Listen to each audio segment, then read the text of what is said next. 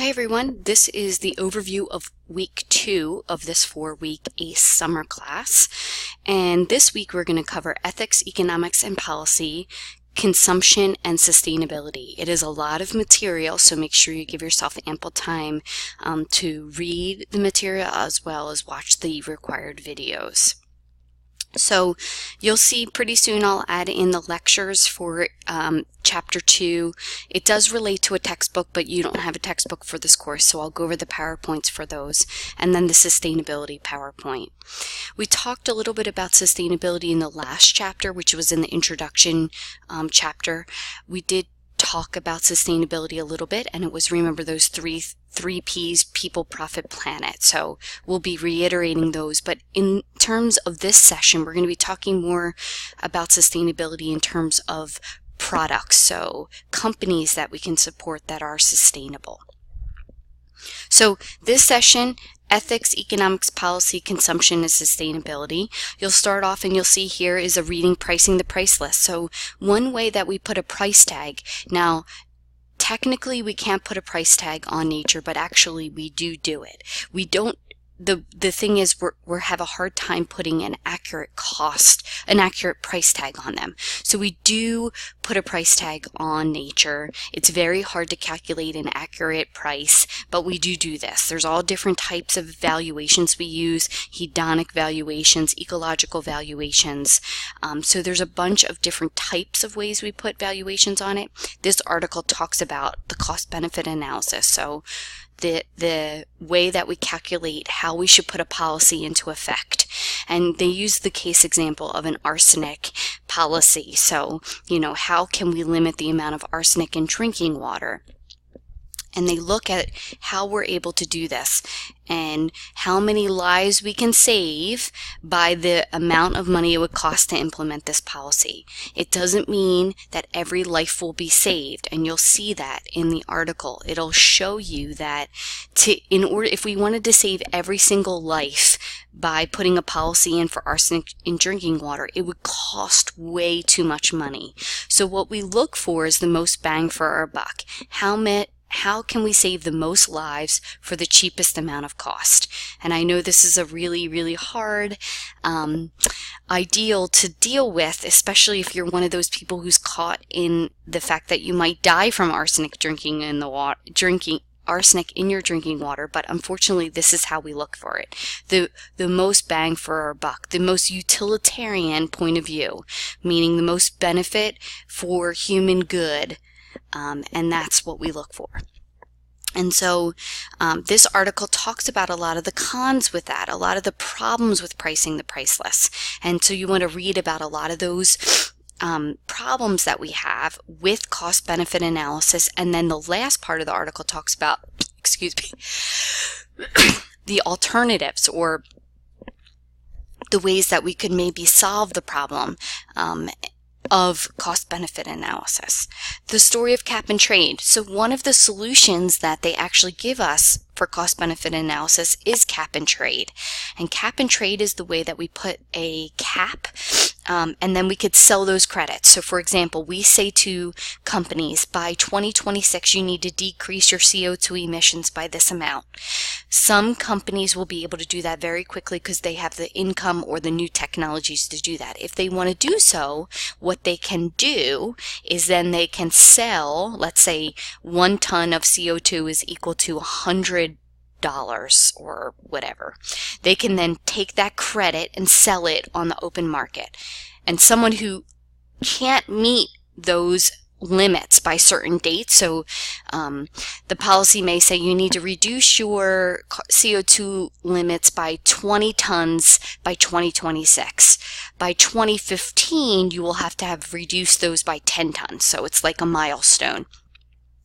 For companies that have decide that they're going to go all the way to the 20 tons by 2026 because they have that ample funds, they can sell those credits on the open market.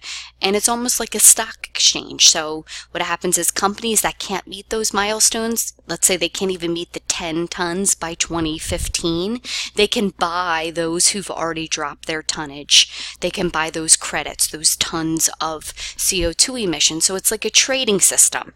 Couple downsides of it, they talk about this in the Story of Stuff. One is we're just reallocating pollution until the deadline of the policy. Number two is there's a lot of other companies that can afford to do it, and it leaves out the small company. So the Story of Cap and Trade talks about the pros and cons to cap and trade. One other hot topic we talk about in the Ethics, Economics, and Policy chapter is environmental injustice. And you'll read about this a little bit, and I'll talk a little bit about it more in the PowerPoint, but this is a wonderful article that talks about environmental injustices that happen in Chester, PA. A lot of times environmental injustice issues used to happen because of race, but now it actually happens also because of lack of education, lack of income, lack of political power in these areas, and this article talks about that. This is another wonderful article that talks about an environmental injustice that happened with Marines. So this is another wonderful ideal for that. The next video we start moving into has to deal with consumption. Remember, consumption is one of the biggest problems in the world today, is that, especially in the United States, we consume way more than any other country in the world. We are very good with disposable products, even the fast fashion industry, so H&M and Zahara, all of that is about buying and throwing away things. So there's planned obsolescence, perceived obsolescence, and something called externalization of cost. So the fact that we make it look like products are really cheap to produce, and that's because we have people in sweatshops making them in Mexico or in China or in other third world countries, and we're able to put the cost off on them rather than us actually paying for the true cost of the product. So what happens is by keeping prices of products low, we think that things are really cheap to be made when in reality they're not. And so this is a fantastic 20-minute video that you are required to watch. One way we can combat our consumption is by buying fair trade products. These products are going to cost more money, and the reason they're going to cost more money is because everyone in the supply chain is actually paid what they're worth. And so this article talks about fair trade. It's also talking about, of course, how big companies want to get in on fair trade now. And that is a big problem because there's no clear set of rules for fair trade. Big companies want to claim they're fair trade now, and maybe they're not.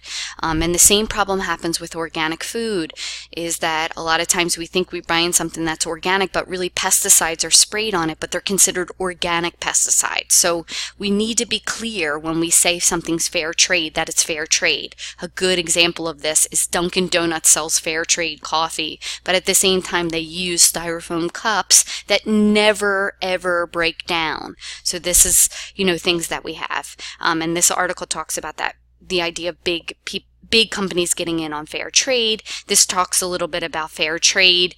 I'm going to move that actually above there. And then we start talking about what is sustainability. Walmart claims they're sustainable, but are they really? If almost all their products are produced by sweatshops in China, they're not meeting that social responsibility.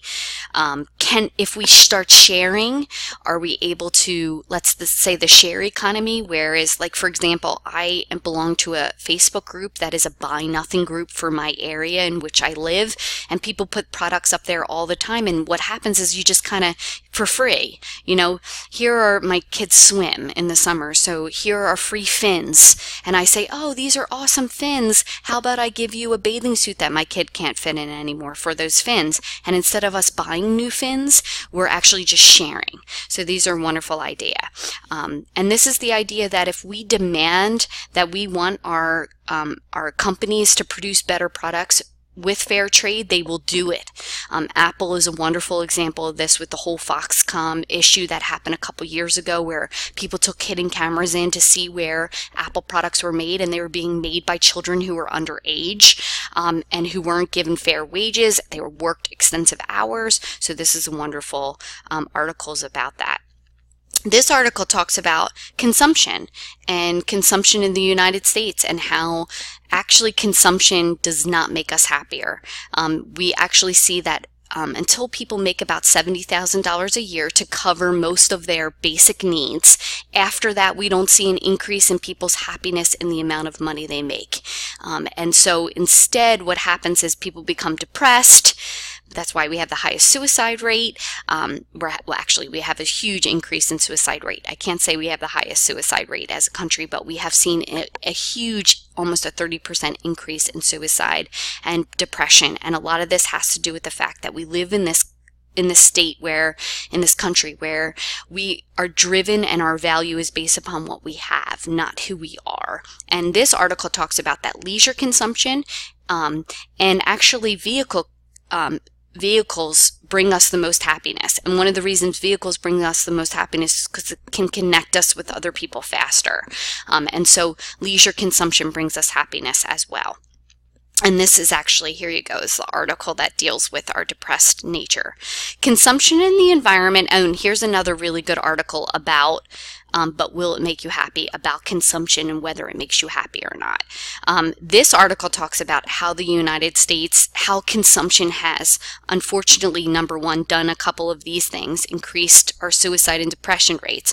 Also, we consume so much. It has led to our obesity rates. It has our highest obesity rates, our unhealthiness. There's lots of problems with consumption in the United States. This article talks about how the United States consumes so much, but then we ruin third world countries by doing this. And this article gives summaries of a bunch of different articles that talk about these problems.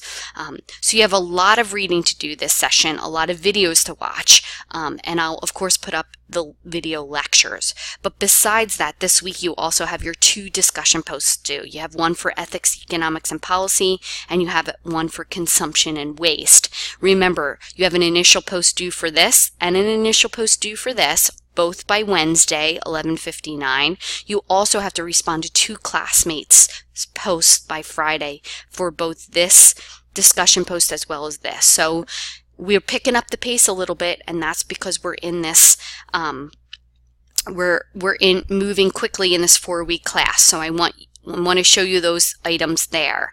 I also want to show you that next week you'll see that, and I'll also put up the in this session, I'll also put up at the end a review for your midterm exam. The review for your midterm exam, you want to start typing out the answers to that. It's an all essay question exam, and of course I'll put up a little video on how to prepare for the midterm exam, but I will add the review for the midterm exam here so that you have the questions that you will have to answer on the midterm exam.